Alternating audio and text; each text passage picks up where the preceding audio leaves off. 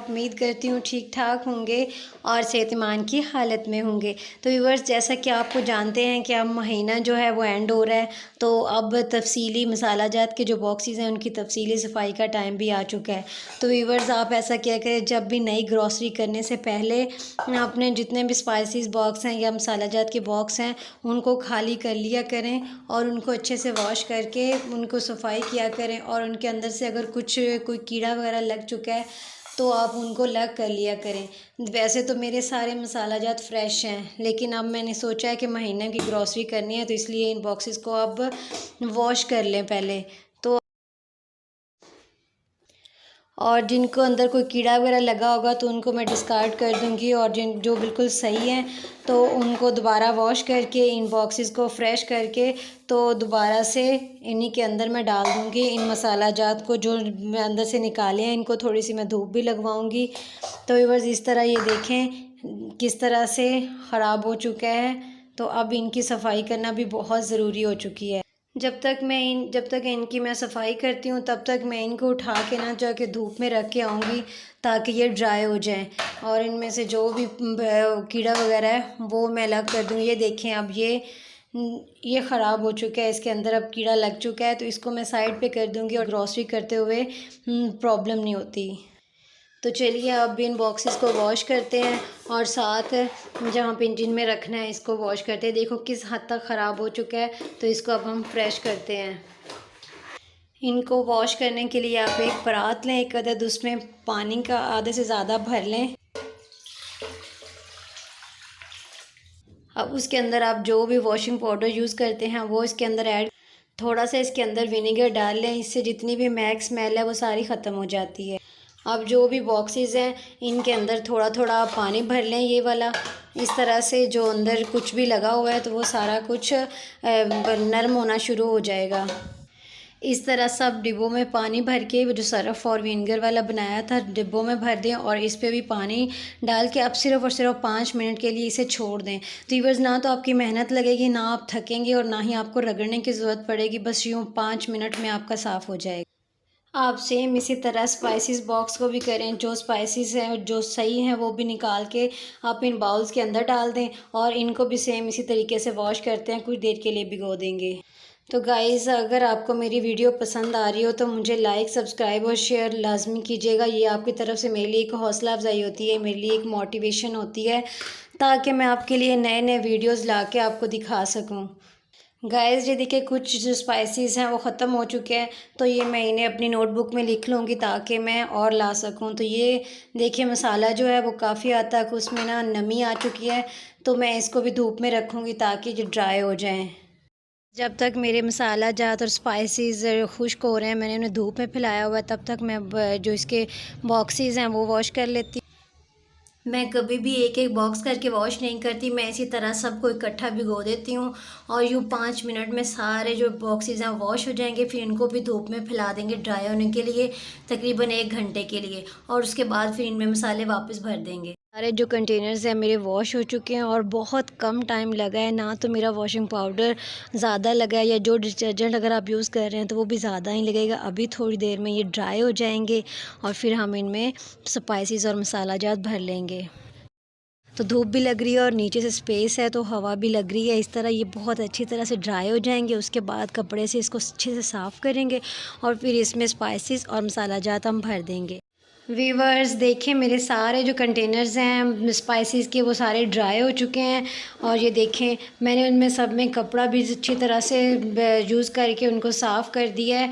तो अब हम ये जो मसाला जाते हैं वो मैं सारे ऑलरेडी ले आई हूँ, इनको अच्छे से धूप लग चुकी है, तो अब ये सारे हम इन कंटेनर्स में भर देंगे। फाइनली वीवर्स, देखिए मैं सारे डिब्बों में स्पाइसेस भर चुकी हूँ और जो डेली रूटीन के थे वो इसमें भर दिए हैं। ये देखें, तो फाइनल लुक देखिए। मैं एक बॉक्स हमेशा खाली रखती हूँ जिसके अंदर मैं स्पून्स डाल देती हूँ, ताकि जो स्पून्स हैं वो सब में मिक्स ना हो, हर चीज़ के लिए अलग स्पून इस्तेमाल करूँ। ये इसके अब फाइनली मेरा जो स्पाइसेस का काम था वो कंप्लीट हो चुका है। अगर आपको अच्छा लगा हो तो मुझे सब्सक्राइब कीजिएगा, शेयर और लाइक कीजिए।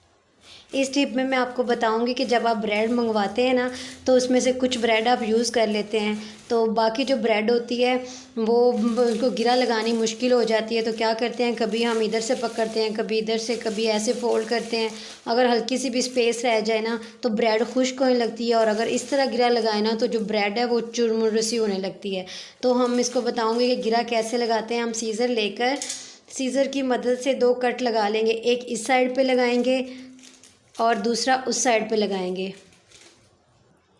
तो ये देखें कि मैंने कैंची के साथ 2 कट लगा लिए हैं। आप इसको आराम से ऐसे करेंगे और इसकी बेहतरीन गिरा लग जाएगी। और ये देखें क्या ज़बरदस्त तरीके से गिरा लगाई है। तो नेक्स्ट है कि मेरा ये छोटा सा एक बेबी टॉय है। तो ये जब भी हम कोई पिज़्ज़ा वगैरह मंगवाते हैं तो उसके साथ हमें उसके ऊपर लगा के दे देते हैं, जस्ट एज अ डेकोरेशन। तो आज मैं इसका इस्तेमाल बताऊंगी। बेहतरीन छोटू सा ऑर्गेनाइज़र है। आप इसके पीछे डबल साइड टेप लगाएं और उसके ऊपर इसको चिपका दें इस तरह। अब आपका ये बेहतरीन ऑर्गेनाइज़र बनकर तैयार हो चुका है। आप इसके साथ ये देखें कद्दूकश लटका सकते हैं। इसके साथ आप फीडर धोने वाला ब्रश लटका सकते हैं। इसके ऊपर आप चम्मच लटका सकते हैं और इसके ऊपर आप सीज़र्स लटका सकते हैं। तो देखिए एक छोटे से ऑर्गेनाइज़र की वजह से आप कितना कुछ इसके साथ लटका सकते हैं। जो आपके पास ऑर्गेनाइज़र्स होते हैं लाइक टॉयज़ की तरह, तो आप उनको भी वेस्ट मत किया करें, उनके साथ भी आप बहुत ज़बरदस्त किस्म का काम ले सकते हैं। तो व्यूअर्स मेरे पास ना एक चॉकलेट का डिब्बा आया था, तो उसके साथ ये ना उसके साथ ऐसे करके लगा हुआ था, डेकोरेशन बना हुआ था। तो ये है भी प्लास्टिक का, तो ये कटिंग बोर्ड के तौर पर इस्तेमाल हो सकता है क्योंकि ये प्लास्टिक है, ख़राब भी नहीं होगा। तो पहले मैंने सोचा है कि इस कवर को ना उतार दूँ, लेकिन अब सोच रही हूँ कि ये बहुत अच्छा है, आप इसे कटिंग बोर्ड के तौर पर इस्तेमाल कर सकते हैं। तो ये बेहतरीन हैक है। तो ऐसी प्लास्टिक की जो चीज़ें होती हैं उनको डिस्कार्ड करने की बजाय आप इसका इस्तेमाल में ला सकते हैं। पकाने के लिए मैं आपको एक यूज़फुल टिप ये बताऊँगी कि जब भी आप बेल तकला रखने से पहले ना नीचे कपड़ा बिछा लिया करें, फिर इस तरह ना बेलने की आवाज़ नहीं आती। तकला जो होता है ऐसे रखेंगे ना तो उसकी आवाज़ आती है, ऐसे आवाज़ नहीं आती। और इसके साथ आप ना पहले से ही ट्रे के अंदर जो कुछ आपको चाहिए होता है आप रख लें, क्योंकि मैं मक्खन यूज़ करती हूँ इसलिए मक्खन रख लूँगी, आटा भी रख लूँगी, ताकि बाद में सारे जो हाथ हैं वो हर चीज़ को ना टच करें। तो ये देखें पहले से मैं आटा सब कुछ रख लूँगी। अब इस तरह जब मैं यहाँ पे रोटी बनाऊँगी तो स्लैब बिल्कुल ख़राब नहीं होगी, कपड़े को उठाऊँगी और इसको साफ़ कर दूँगी। अब देखें व्यूअर्स मैं आराम से रोटी बेल रही हूँ, कोई बेलने की आवाज़, तकले की आवाज़ आपको नहीं आएगी। बड़े आराम से जितनी मर्ज़ी आप करते जाएं, कोई इरिटेशन, कोई मैस पैदा नहीं होगा। तो ये बहुत बेहतरीन टिप है। जब आप कपड़ा या कोई नीचे मैट कुछ भी बिछाते हैं तो तकले की आवाज़ आपको नहीं आएगी। रोटी बनाने के बाद आप इसको आराम से तकला और बेलना दोनों उठाएं, तमाम चीज़ें अपनी जगह पे वापस रखें और आराम से कपड़े को समेटें और बाहर जाके इसको झाड़ दें। और अब स्लैब पे ज़्यादा मैस भी नहीं हुआ, तो आप अब आराम से हल्का सा कपड़ा फेरें और देखें फ़र्श बिल्कुल साफ़ हो चुका है। ज़बरदस्त। अगर आपको ऐसे नए नए आइडियाज़ अच्छे लगें तो मुझे सब्सक्राइब करें, शेयर और कमेंट्स लाजमी करें। मेरे लिए आपकी तरफ से ये छोटा सा गिफ्ट होगा। इजाज़त दीजिए, अल्लाह हाफिज़।